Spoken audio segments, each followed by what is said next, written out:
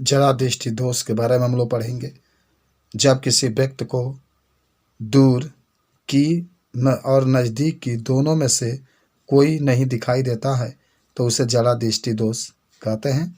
यह दोष वृद्धावस्था में होता है, यानी जब कोई व्यक्ति उसके दूर के वस्तुएं और नज़दीक की वस्तुएं दोनों में से कोई नहीं दिखाई देता है तो उसे जरा दृष्टि दोष कहते हैं। और इसे दूर करने के लिए देखिए यहाँ पर निवारण में आप बता सकते हैं कि इस दोष को दूर करने के लिए चश्मे में अवतल और उत्तल दोनों लेंस का प्रयोग किया जाता है। आप देखे होंगे कि जो वृद्धावस्था में लोग होते हैं वो चश्मा लगाते हैं तो नीचे थोड़ा सा गोलाकार में होता है कुछ लेंस और बाकी सब खाली जगह पर लेंस होते हैं। तो जो नीचे गोलाकार होता है वो उत्तल लेंस होता है नज़दीक को देखने के लिए, और वह सब बाकी जो होता है अवतल लेंस होता है। उसके बाद से एक और चीज़ आता है मोतियाबिंद। कभी कभी अधिक आयु के या उम्र के कुछ व्यक्तियों के नेत्र का क्रिस्टलीय लेंस दूधिया तथा धुंधला हो जाता है। इस स्थिति को मोतियाबिंद कहते हैं।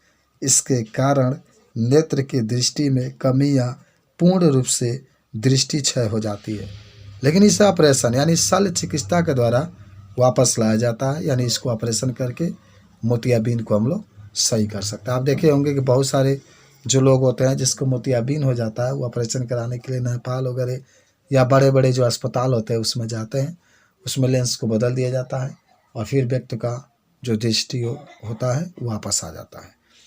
उसके बाद से जब आगे बढ़ते हैं तो एक और आता है बात जिसका नाम होता है दृष्टि वैषम्य, यानी जब व्यक्ति सामान्य दूरी पर स्थित क्षैतिज तथा ऊर्ध्वाधर रेखाओं को एक साथ स्पष्ट नहीं देख सकता है तो ऐसे दोष को दृष्टि वैषम्य दोष कहते हैं। यानी कहने का मतलब है कि जब आप क्षैतिज रेखा हो ऊर्ध्वाधर रेखा हो, ये क्षैतिज इस तरीके से रेखाएं होती है, ऊर्ध्वाधर रेखा होती है, ये दोनों को आप अगर स्पष्ट रूप से नहीं देख पाते हैं तो उसी को हम लोग दृष्टि वैषम्य कहते हैं। अब देखिए एक नया टॉपिक इसी में आता है जिसका नाम होता है प्रिज्म। आप कहिएगा कि प्रिज्म एक पारदर्शी माध्यम होता है। पारदर्शी का मतलब जिसे प्रकाश आर पार निकल जाए, जो दो पृष्ठों से मिल करके बना होता है। उससे जो पृष्ठ होता है उसे अपवर्तक पृष्ठ कहते हैं तथा दोनों जहाँ मिलते हैं वहाँ एक कोण बनता है जिसे प्रिज्म का कोण कहते हैं। देखिए यहाँ पर ये आपका एक तरीके से प्रिज्म है, त्रिभुजाकार है और ए बी सी है ये प्रिज्म। और जहाँ पर दोनों ये पृष्ठ जहाँ पर दोनों पृष्ठ मिले हैं वहाँ पर प्रिज्म का कोण कहते हैं। और ये जो पृष्ठ होता है उसको अपवर्तक पृष्ठ कहते हैं और नीचे वाला जो होता है उसको आधार पृष्ठ कहते हैं। तो ये प्रिज्म है, बहुत उपयोगी है। अब इसके कुछ बातें आती है, बहुत लोग पूछते हैं कि वर्ण विक्षेपण क्या है। आप कहेंगे कि जब श्वेत प्रकाश को प्रिज्म पर डाला जाता है तो यह 7 रंगों में टूट जाता है। इस घटना को वर्ण विक्षेपण कहते हैं। यह प्रयोग न्यूटन ने किया था।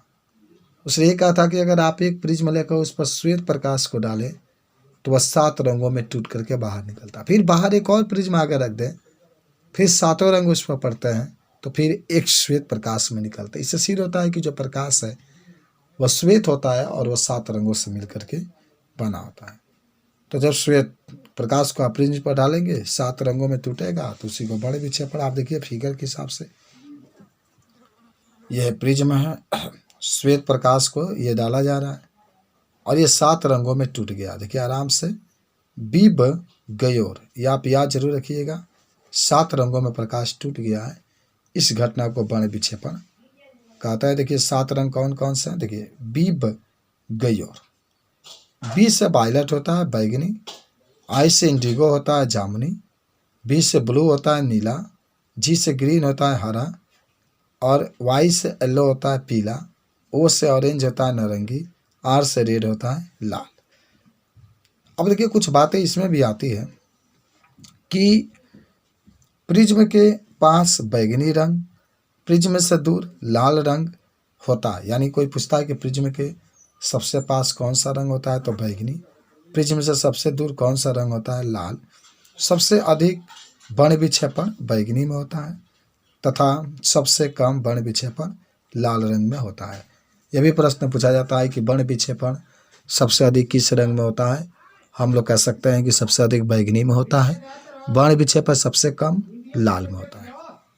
उसके बाद से कुछ और आगे हम लोग बढ़ते हैं तो देखिए आता है इंद्रधनुष। कभी कभी बरसात के दिनों में आकाश में 7 रंगों की एक पट्टी दिखाई देती है जिसे इंद्रधनुष कहते हैं। यानी आप कहेंगे कभी कभी बरसात के दिनों में आकाश में 7 रंगों की एक पट्टी दिखाई देती है जिसे इंद्रधनुष कहते हैं। आप देखते होंगे बरसात में आपको आसमान की तरफ दिखाई देता होगा, बड़ी अच्छा लगता है देखने में। उसके बाद से एक इंद्रधनुष भी 2 प्रकार का होता है। एक प्राथमिक इंद्रधनुष, कह सकते हैं कि यह इंद्रधनुष तब बनता है जब 2 बार अपवर्तन तथा 1 बार परावर्तन होता है। सबसे ऊपर लाल रंग होता है और सबसे नीचे नीला रंग होता है और ये सबसे चमकीला इंद्रधनुष होता है। बहुत बार पूछा जाता है कि प्राथमिक इंद्रधनुष में और द्वितीयक इंद्रधनुष में कौन चमकीला होता है? तो आप सीधे कहिएगा प्राथमिक इंद्रधनुष चमकीला होता है। द्वितीयक इंद्रधनुष, द्वितीयक इंद्रधनुष प्राथमिक इंद्रधनुष से कम चमकीला होता है। इसमें ऊपर बैगनी रंग तथा नीचे लाल रंग होता है। मैंने आपको पहले ही कहा कि जो द्वितीयक इंद्रधनुष होता है कम चमकीला होता है। इसमें ऊपर जो होता है बैगनी रंग और नीचे आपका लाल रंग होता है। उसके बाद से एक और टॉपिक आता है प्रकाश का वायुमंडलीय अपवर्तन। वायुमंडलीय का मतलब वायुमंडल में, हवा में। आप बता सकते हैं वायुमंडलीय अपवर्तन में कि जब प्रकाश वायुमंडल में एक स्थान से दूसरे स्थान पर जाते समय अपने मार्ग से विचलित हो जाता है तो इससे प्रकाश का वायुमंडलीय अपवर्तन कहते हैं। यानी जब प्रकाश एक माध्यम से दूसरे माध्यम में जाते समय अपने मार्ग से विचलित हो जाता है तो इस घटना को प्रकाश का वायुमंडलीय अपवर्तन कहते हैं। देखिए प्रकाश के वायुमंडलीय अपवर्तन का कुछ एग्जाम्पल। तारों को टिमटिमाना। याद करो तारे बहुत दूर होते हैं। तारों से जब प्रकाश हमारे नेत्रों पर आता है तो वायुमंडल में विचलित हो जाता है। एक बार प्रकाश जब हमारे आँखों पर पड़ता है तो हमें तारे दिखाई देते हैं और कभी कभी प्रकाश हमारे आँखों पर नहीं पड़ता है तो हमें तारे नहीं दिखाई देते हैं। तारों को दिखाई देना और तारों को नहीं दिखाई देना, इसी को हम लोग तारों का टिमटिमाना कहते हैं। ग्रहों का ना टिमटिमाना। देखिए ग्रह बहुत पास हैं और ग्रह जो होते हैं पास होने के कारण ये हमेशा दिखाई देते रहते हैं। इसके कारण ग्रह नहीं टिमटिमाते हैं। अग्रिम सूर्योदय तथा विलंबित सूर्यास्त। देखिए कभी कभी देखा जाता है कि सूर्य उदय होने से पहले ही 2 मिनट पहले ही दिखाई देने लगता है, क्योंकि सूर्य के उदय होने से पहले ही 2 मिनट हमें उसका प्रतिबिंब रूप दिखाई देने लगता है। और सूर्यास्त, सूर्य के अस्त होने के बाद भी हमें 2 मिनट तक सूर्य दिखाई देने लगता है। यह भी प्रकाश की वायुमंडलीय घटना ही होता है। उसके बाद से एक प्रश्न और आता है प्रकाश का प्रकीर्णन। प्रकीर्णन का मतलब होता है फैलना। आप कहेंगे कि जब प्रकाश किसी माध्यम में जाता है तो माध्यम में उपस्थित कणों से टकराकर पूरा फैल जाता है। इस घटना को प्रकाश का प्रकीर्णन कहते हैं। बैगनी रंग का प्रकीर्णन सबसे अधिक तथा लाल रंग का प्रकीर्णन सबसे कम होता है।